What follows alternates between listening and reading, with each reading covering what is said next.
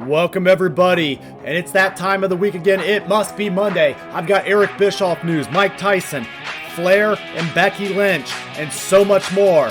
We're cruising here on Tap Out Talk.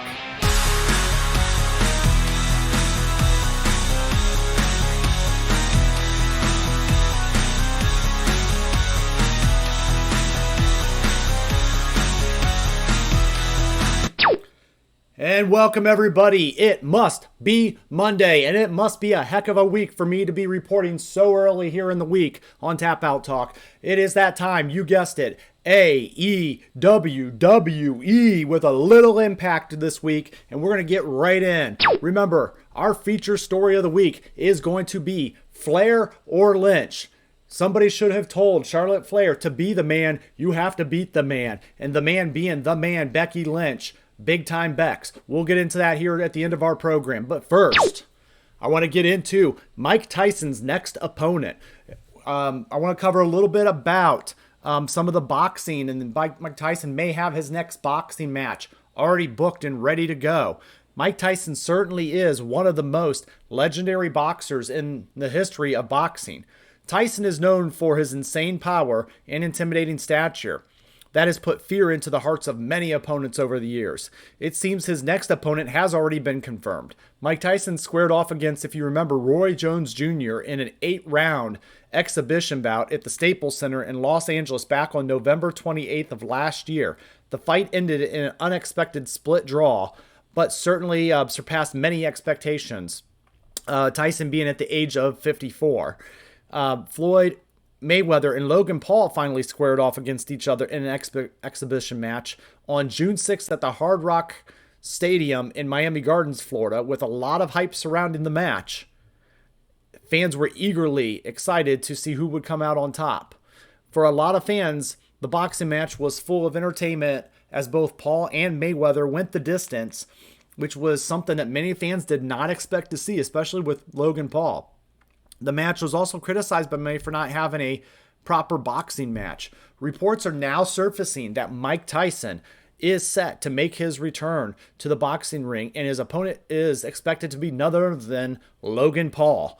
The match is speculated to be taking place in February of next year. Mike Tyson had previously stated that he would square off against Logan Paul for $100 million. And from the looks of it, it seems that Mike Tyson might have gotten his wish.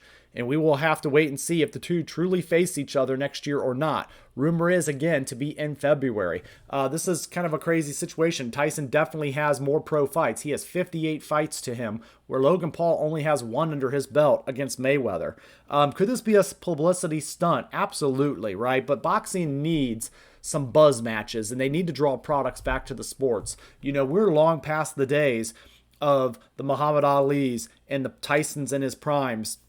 And George Foreman's and so on, and Duran, and we've moved on to the days of UFC and WWE. And then, we're trying to get these last great matches. And Manny Pacquiao versus Floyd Mayweather was the last great match I cared about personally in boxing. So, I don't know. Let me know, guys. Are you guys interested in seeing Mike Tyson fight Logan Paul? I know it is a publicity stunt of a bit. But, again, anytime you get to see a great like Mike Tyson in the ring, I have a feeling he would knock Logan Paul out pretty heavy because, those skills don't waste. So that's our first story I wanted to get into. If you're a big Mike Tyson fan, I think you guys would like to know. Let's get our next piece. Our next information and piece of news is Jim Ross has been diagnosed with a WWE Hall of Famer and current AEW Jim J.R. Ross has been diagnosed with skin cancer after seeking medical attention for a growth on his lower leg. A few days ago, JR took to Twitter and shared an image of the growth with the following quote, "Been dealing with this for over a year," Ross captioned the image. His continues to quote, "Potential skin cancer issue, CAT scan today, hopefully good results, staying positive." He wrote that before and then adding a smiling cowboy emoji after. Ross issued an update on Saturday the 23rd in which he confirmed that it has indeed been diagnosed with skin cancer by his doctors. The legendary commentator didn't let the bad news bring him down, however. He confessed that he was in good spirits and thanking the fans, family, and friends for the support. He said, "I'm feeling great and I'm ready to attack. Thanks for the support from so many," he tweeted. this is obviously sad news whenever we see stuff like this. We wish Jim Ross all the best here at Tap Out Talk. And, definitely we'll be keeping him in our thoughts or whatever. You guys keep him in your thoughts as he does do a little bit of a battle here with this. One of the most legendary commentators of all time, and his career isn't over by any means. So, JR, we wish you all the best and all the health in your future. Up next, our next story is Cruise Control. As you guys know, Chris Jericho is holding another cruise. We're calling it the triple whammy this time, right? And it is actually occurring from October 21st through today, October 25th of 2021. And that's in Miami to the Grand Bahama areas. The Rock and Wrestling Rangers at Seas are designed to be wrestling meets rock and roll concerts all on a cruise ship, which is so cool. I've been wanting to go to one of these for a while. It's just our timing has never lined up, and with the pandemic and everything. But Chris Jericho is holding another cruise, but some fans have been it's been a pretty bad time so far. Even before they've boarded the vessel, that cruise was a long time coming, and they had a few extra things to consider with their unique setup, and it didn't help speed things up at all. One fan wrote to Ringside News and revealed that there was chance of "we want a refund" before fans even boarded the ship. The line to get on the cruise ship is incredibly long, and it isn't moving any quicker due to the COVID-19 protocol. He said, "We were told that they were waiting in line for 4 hours, and we were also told another estimated 4-hour wait ahead of them." So some people were saying they've been almost waiting 7-8 hours in some cases. The exact words that he used, "the situation is disastrous." Another fan tweeted out, "Horrible lines for the Chris Jericho cruise." He said, "I've been in line for 4 hours, 4.5 hours, and many, many more are behind me even longer. This is terrible. I am guaranteed to miss my dinner reservation and the pics I paid for with at Kurt Angle." He said, "Yes, some fans paid for things and they won't be able to do now. AEW will not actually be airing a live broadcast from the Chris Jericho cruise as they plan to do so. Of course, the pandemic caused the cruise to get pushed back in several months, and plenty of AEW stars are on the cruise ship right now. Jericho will also be there with Fozzy, also promoting his band and playing live. The experience is likely to be an amazing one if they can actually ever get set sail." So I heard that they did get set sail eventually. We have received no news about if they've done anything to make amends for the fans or if they rescheduled some of the meet and greets. Hopefully they did do that. I would like to think that they would do that and just not let people kind of get ripped off and pay for something. So I'm going to give them the benefit of the doubt. Jericho, Kurt Angle, a lot of these guys, they don't do a bad job, and, they're pretty fan friendly. I've met Kurt Angle myself, and I know he's the kind of guy that seems that he'll make it right with those fans in some format. So this cruise has been a thing for about 3 years now. And I mean, it's just so cool, right? You have a wrestling ring on a cruise ship with tons of fans, and they just put on a full AEW show, really. So I definitely think, it's the best of both worlds. You get the cruise element, you get the South Seas, and you get, some rock and roll to go. So hopefully they get going, and let's go to our next story. And our next story seems to be missing. Eva Marie actually is missing. Have you guys, noticed that at all? I don't know. I mean, maybe you guys have, maybe you guys haven't. Eva Marie seemed to come back with such a buzz and a new persona and a role model gimmick. But the problem is Eva Marie has not been seen on WWE television since she was brutally attacked by Shayna Baszler on Raw nearly 3 weeks back. In this week's Wrestling Observer newsletter, Dave Meltzer revealed that Eva Marie is taking time off programming so she could fulfill her movie commitments. Marie was not assigned to any brand during the WWE draft, and Meltzer also didn't reveal the expected timeline for her return. And his quote is, "Eva Marie was written out with Baszler's injury and not drafted because she's working on a movie for a while," reported Meltzer. So I find this interesting, right? Because a lot of people were really getting on Eva Marie over the years for not really caring about wrestling, not taking it serious, and really just wanting to use the WWE platform to launch a superstar career. And here you go. You got things like this from Eva, who's already trying to get on TV again or get onto movies. So the reality is, I didn't really miss her. I was intrigued by her coming back, but I told you guys when she first debuted, she's just another diva, right? And so Eva the Diva is off being a diva. making movies and such. And I don't know what she actually does for the WWE brand. And she hasn't really learned too much on the wrestling side of it. So not a good look for fans who are already critical of her. Let's go ahead and the next one. The next one is Tony Nese is a free agent. You guys might remember Tony Nese. He is a former WWE Cruiserweight champion. I've actually worked at a show where Nese was heavily featured on 205 Live, and he was kind of their brand champion. He made his debut in the WWE during an initial Cruiserweight tournament and then was signed right after that. So the interesting news coming out of this weekend is Tony Nese made an appearance on Saturday night's Dynamite. Nese was shown during the opening match where Bryan Danielson defeated Dustin Rhodes to advance in the World Title Eliminator Tournament. Nese was then shown again during the second match when Eddie Kingston defeated Lance Archer to advance. Both times the announcers put Nese over as one of the hottest free agents in the industry. After being released from the WWE, Nese resurfaced on the independent scene in September, wrestling for Daily Wrestling, Create a Pro, Wrestle Pro, and Championship Wrestling from Atlanta. So he's been kind of all over the indie circuit since his release.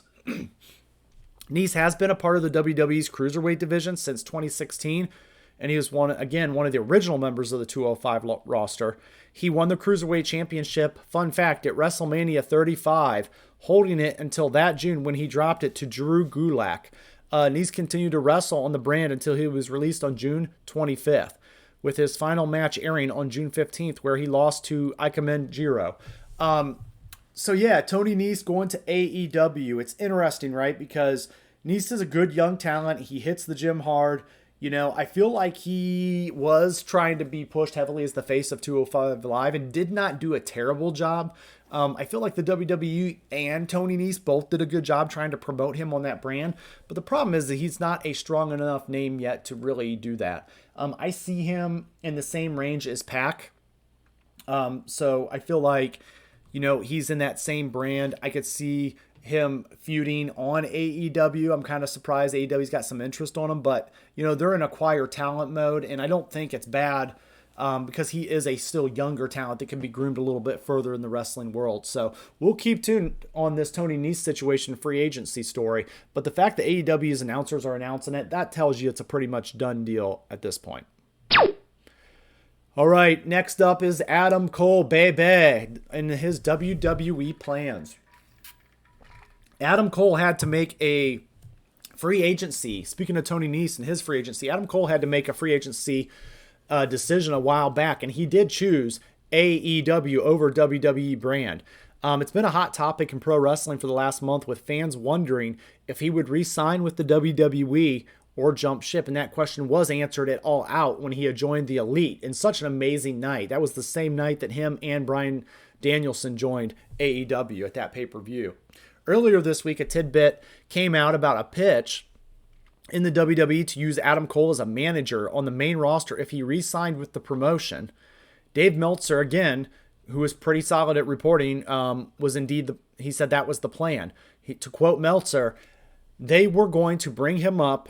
The idea was to turn Keith Lee heel and have Adam Cole be his manager, probably with a different name, because the last name like Cole, he goes kind of like a Leo Rush, Bobby Lashley type thing, where you have this little guy who's a big talker and he hides behind a big, massive African-American guy, end quote.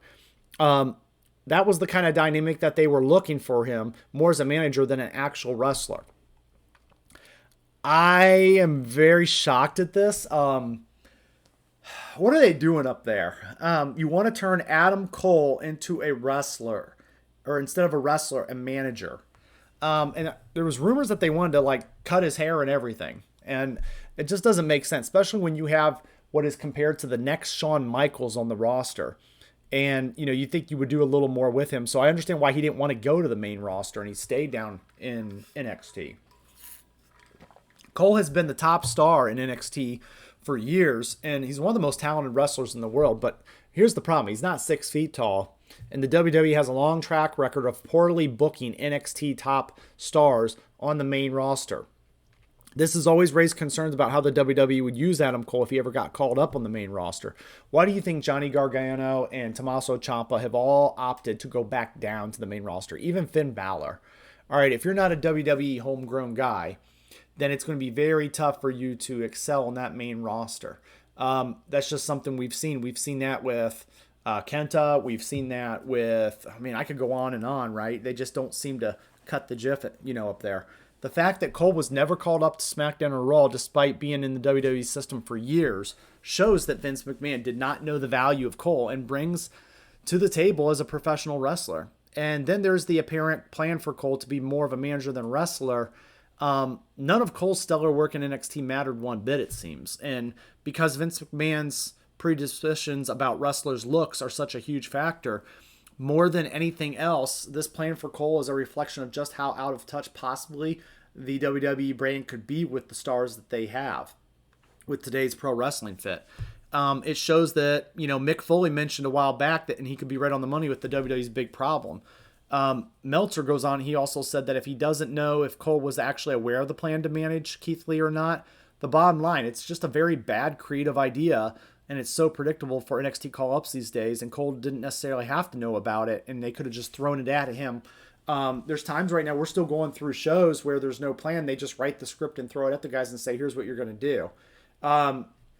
So, yeah, I mean, I think this actually solidifies Adam Cole's, signing with AEW, and I think it proves that he made the right choice. One, he is a part of the elite. He is those guys' friend in real life. Two, his real life girlfriend and fiance, Britt Baker, is actually there and is their champion, right? So this is just an easy plan for Cole.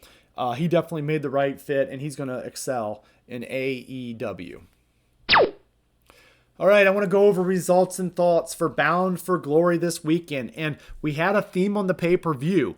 Out with the old and in with the new. So we got news this weekend during the show, actually, that AEW and Impact's partnership is over as of this past weekend, which was Saturday night, which was Bound for Glory. And that partnership and Forbidden Door has been closed temporarily. So this was part of an initial agreement between Impact Wrestling and AEW. And I think it worked out pretty well. I love the fact that there's partnerships glowing. I love the fact that this did happen. They shared talent. And just because the original agreement's over does not mean that these two promotions can't be friends. And I would like to see AEW continue to be friends with Impact Wrestling in New Japan and AAA down in Mexico. Let's use the territory concept. And I feel like this, it did help Impact a little bit more than AEW, but I still felt like it gave AEW some reason to watch. With that being said, that changed the whole scope of Bound for Glory. So we had a lot of different things happen in Bound for Glory, and definitely titles were realigned and reassigned to continue feuds in Impact Wrestling this weekend. One of the first things was the Inspiration made their debut. Cassie Lee and Jessica McKay, as I predicted, did defeat the Decay via pinfall to win the Knockouts Tag Team Championship, and they looked like they hadn't missed a beat. So congratulations to those ladies. Also, Trey Miguel defeated Steve Macklin and El Phantasmo via pinfall to win a three-way match for the vacant X Division Championship. I predicted Steve Macklin, but it looks like he is now not undefeated. So Trey Miguel is the X Division win. Heath Slater and Rhino defeated Violent by Design in a tag team match. We got Awesome Kong going into the Hall of Fame, being inducted by Gail Kim. And then we got Moose, who actually won the Call Your Gauntlet match, defeating Rich Swann, Brian Myers, Rocky Romero, Madman Fulton, here from locally from Ohio, and others. That Matt Cardona was in there, Ace Austin. There was a whole bunch of people in this, but it was Moose who went on to win the Gauntlet match. We also got the Good Brothers, Doc Gallows and Carl Anderson, defeating Finn Juice, David Finlay and Juice Robinson. And then we also got, they actually ended up winning the World Tag Team Championship. And we had another major change. We got Mickie James defeating Deonna Purrazzo via pinfall to win the Knockout Women's Championship. Congratulations, Mickie. That title is in great hands, and I know you're going to help do some really good work to build up that women's division again. And then in our main event, we did get a new Impact World Champion, and his name is Moose. Wow, that's right. The matchup happened between Christian Cage and Josh Alexander. Josh Alexander defeated Christian Cage via submission to win the Impact title. And then right out of there, Moose was in the ring, and he was cashing in his Gauntlet Championship title from earlier in the night. And so we got Josh Alexander versus Moose. Moose hit a spear on Alexander, and he got the 1, 2, 3, and new world champion, Moose. So we did not see that come, and they pulled a little bit of a swerve on us. This reminds me of Bound for Glory 1 that happened years ago, in the very first Bound for Glory, in which Rhino won the Gauntlet match and then used that Gauntlet match world title shot to cash in on Jeff Jarrett at the end of the night. So it was very reminiscent of the original Bound for Glory, and I felt like they maybe they didn't develop a new star here, but what Impact Wrestling did is they debuted a new rivalry, which is between, they got Christian Cage out of the way so he can go back to AEW, and they got Moose and Josh Alexander as their feature for the main event now. So good job for their pay-per-view, and that's some of my results and thoughts. Up next, Eric Bischoff has recently revealed his most embarrassing creative pitch ever given to him that he rejected. And it's interesting because, he reviewed this on his 83 Weeks podcast. And one of the things was Vince McMahon tends to have this special club of people who want to get ahead in the WWE and save their jobs. And this club was deemed the Kiss My Ass Club, which was given the name for obvious reasons.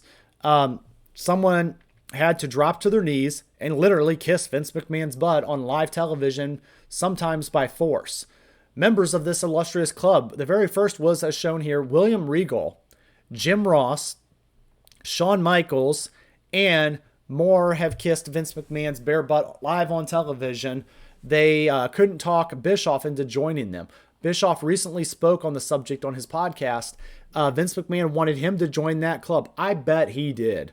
But Eazy-E didn't want to pucker up. To quote Eric Bischoff, he said, "The only time I spoke up about creative was not too long after I got there. I got an emailed a scene from the ring, and that scene would have the result at the end of it. And this was back when Vince had the Kiss My Ass Club. It built up, and it led to Vince making me kiss his ass in the middle of the ring like so many others had done before me. I read that, and I went, that makes no sense. I get it at the moment. I get it for the episode, and that was a scene. Yeah, but that's not a good scene. But in the larger, broader context, it makes no sense. No angle, no build-up, no nothing. It's just a spontaneous moment that would have gotten a cheap pop, and it would have absolutely cast a really dense fog over anything else that I was going to do in the future. It would eliminate many potential storylines going forward." Bischoff goes on and says, "I got the email on a Saturday. I was supposed to leave on Sunday and fly to Monday Night Raw on Sunday to get there. And he said, before I left, I gave a call and said, look, I'll do it if that's what you guys want me to do. You're paying for me to perform. You're not paying for me to critique your creative. I firmly believe that. If that's what you want me to do, I'll do it. But here's why I don't think it makes any sense right now. Maybe down the road, but right now it makes no sense. I left it at that. I didn't hear another word. I got to TV on Monday and it was gone. Not another word was said to me." Vince McMahon, it's interesting, right? Because that's the end of the quote. Vince McMahon hasn't inducted anyone into the Kiss My Ass Club for a very long time. And that doesn't mean he can't drop his pants and induct someone next week if he wants to, right? His network partners might not appreciate it since it's partial nudity at this point from a 76-year-old chairman on board, but they would get over it. Ultimately, Vince McMahon, he went crazy with this thing back in the day, right? He had the Vince McMahon Kiss My Ass Club, and we all laughed. And then he even made a cartoon about it. It was called Mr. McMahon and His Ass, and it was weekly on WWE.com. And it was actually, the whole bit of the cartoon was whatever his ass can do all these tricks, and it was its own personality, right? And I found him really entertaining. It's interesting that Bischoff would have this pitch because it doesn't surprise me at all because Vince wanted payback and he wanted to show that he won the Monday Night Wars in every way possible. And he loves the fact that Bischoff and Heyman ended up working for underneath him as he towered over them in this WWE structure, right? So which I do think was smart to bring those guys in. But at the end of the day, Vince wanted him to do that just so it was kind of a trophy, right? That's what I really feel is this was a trophy for Vince. It would have gotten some shock entertainment value, but at the end of the day, I'm glad it didn't happen. I think Eric Bischoff deserves way more than that. And I, don't think he had to resort to those kind of antics, right? I mean, they already threw him in a trash dumpster and did all this, and Vince got to fire him on TV, that kind of thing. But at the end of the day, I don't think that segment did need to happen. Even though I did enjoy the Kiss My Ass Club and even the cartoons. And if you guys can, go back and just YouTube or Google those cartoons. I might have to link some of those on the channel, see if, maybe in my behind the scenes section. So let's go on to our next story. All right, so we're going to get into some of the main stuff here. But before we do, we're getting into Flair Lynch in a minute, but I want to talk about kind of how this last couple days have set up. So I want to point out what a locker room leader Becky Lynch is. Lynch, after the match in Saudi Arabia, Crown Jewel that we covered last week, Lynch took to her Instagram account saying thank you to all the fans, fellow female wrestlers, and others in the statement. So here's the quote from Lynch's Twitter and Instagram that night. It said, Tonight was about so much more than a title. I'll set aside my usual trash talk tonight. Thank you to the women I shared the ring with tonight. You pushed me to do better. Thank you to the fans watching at home. Thank you to the incredible fans in Riyadh.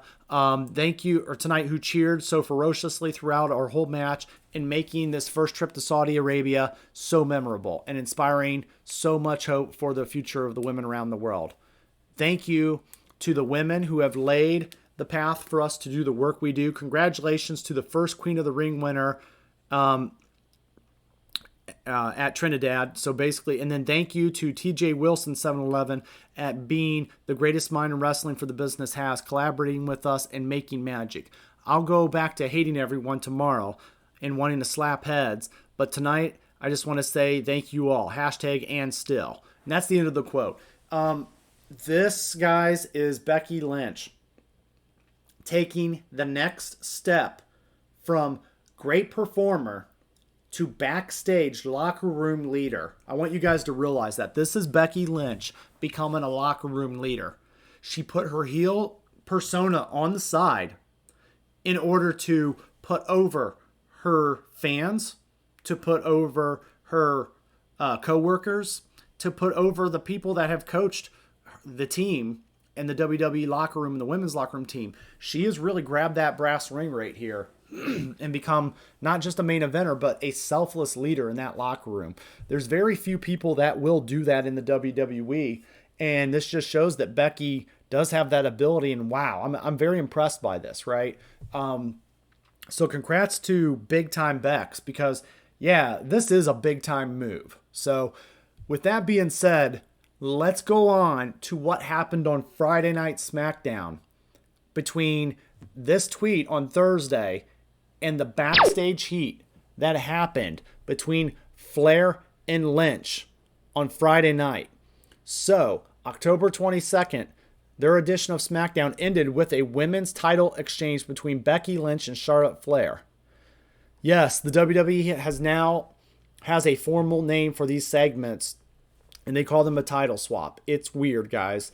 What happened was they had the Raw and women's titles drafted to the opposing brand, the champions, I should say. So instead of having a match or having something or making them vacant, they just decided to make them hand titles over in the ring and hand them and say, here you go, like they're baseball cards.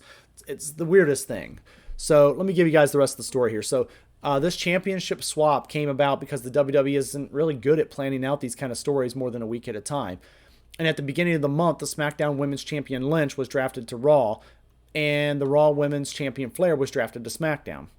That created the obvious problem with both championships now being on the wrong brands and the wrong colors, right? That also created so not even just that obvious problem, but the WWE seemingly gave themselves a few weeks after the draft to sort out the situation because the new rosters did not go into effect until last Friday's SmackDown. But the WWE didn't bother to do anything to address that. I think they were so focused on Crown Jewel, right? And so what happens is WWE's solution was to have Flair and Lynch enter the ring together, and during SmackDown, simply just trade it like a baseball card, or like a Pokemon card. You're trading Pokemon cards back and forth like some little anime, right? And it was a terrible segment in which both Lynch and Flair came off very immature. They came off like immature children that just really like they were throwing their toys at each other, really. And Sonya Deville kind of was in the ring acting like the parent that has to scold her children and try to keep peace between these two, right? So as you can see, basically these two ended up swapping out. And according to Pro Wrestling Insider, the segment between Lynch and Flair was not supposed to go off the rails to that degree overall. Before the show, Charlotte apparently expressed concern that she didn't want to look weak, nor she wanted her title reign to look weak during that exchange. So the Insider also goes on in the segment to reveal the script, and they said they deviated from it, basically. They said there was a moment where Flair was to hand the belt to Becky, but instead she pulled it away and threw the belt on the mat, which was not the way it was supposed to go down. At that point, Sonya Deville demanded Flair retrieve the belt and hand it to her, which Flair did, and Deville then asked for Becky's title, but instead Lynch threw the belt at Flair, in which it was not part of the plan as well. The report claims that this led to a backstage confrontation between Lynch and Flair after the show went off the air. So after these two kind of had this exchange in the ring, there was a confrontation that happened backstage between Lynch and Flair over the allegedly, disrespecting each other. And Flair said that Lynch tried to make her look bad. And so as they go backstage, one source stated that during the segment that there were loud words between the two, and they were told that the situation was heated, but did not actually get physical. They just kind of yelled at each other and was, back and forth with each other. So the part where Flair dropped the title was then ordered to pick it up by Deville did seem a little odd when you watch it. And it immediately struck me as something that just wasn't part of the plan. But reportedly also, these two, Flair was really the outrageous one. Becky did not really come away with any heat on this. But Flair got some heat from Vince McMahon because she reportedly left the gorilla position without even talking to Vince, despite Vince wanting to talk to her. And she just stormed out and blew Vince off completely. And it gets further. So this news didn't get out. And then her husband in AEW, Andrade, tweeted the WWE Universe basically, he tweeted the Universe, right? And he basically said, the WWE can go fuck themselves, right? So he kind of went into that whole tirade. And we got reports that Flair was actually escorted out of the building, and she got on a plane and went down to AEW Dynamite on Saturday night and was there at AEW to support her husband. So this is an interesting situation right now, and the story just keeps building more and more and more. And what makes it interesting is everybody says, Becky's fine. It says Flair's gone. There's no way the WWE can keep her, but it's tricky to discipline her because, one, she's such a main star for them. Both of these women are. Both of these women have main evented the very first women's WrestleMania main event. But not even just that, the accolades behind their work and the Flair brand and name, right? And the other half of it is Flair still has about 2 years left on her contract, so it's not that easy for the WWE just to be done. Then again, never say never, because anything can happen in the WWE, folks. But the reality is, Flair can ask for her release, but she's not actually going anywhere anytime soon. So I don't know if they have to work a buyout agreement or what, or if that's even on the table. But you may remember, too, Ric Flair asked for his release, and he walked about a month or two ago because he didn't like the way that Charlotte was being booked. So it gets very interesting. It's something we're definitely going to keep an eye on, and I'll be interested to see how this performs. And it's going to be interesting, too, because, Flair technically is one of your brand champions. So what do you do in that case, right? Do you get her to do business? Who do you drop this title to? Is she willing to do that? Or will they make amends? So I think right now they're going to let cooler heads prevail, and everybody just needs to kind of go away and calm down. I think Becky is fine. A lot of the locker room support has been going towards BeckyLynch because of my previous topic that I just talked about, and I don't think this was a preempted plan. I think Becky truly is a locker room leader who has been known to put over talent and known to do what's right for business, and she's been on that indie scene. Where Charlotte was groomed in the industry as a child, but then also given a lot of advantages. But she did work hard and earn every right to be in the place she is. So I don't want to take that away from her. We're going to keep on this story, but, kind of tell me what you guys think. Is there any wiggle room here to make this work? I mean, the WWE has proven they can make it work with Sasha a while ago, or is this just a done deal? So, guys, that's where I'm going to leave us off for today with some backstage heat. And I did have another story that I wanted to get into, but I had to cut it from today's show, and we'll get into it later on this week. But at the end of the day, I want to say thank you for supporting the channel. Thank you for being a part of Tap Out Talk. Remember, like, share, and subscribe. It helps. And for now, you know what it is. It's game over.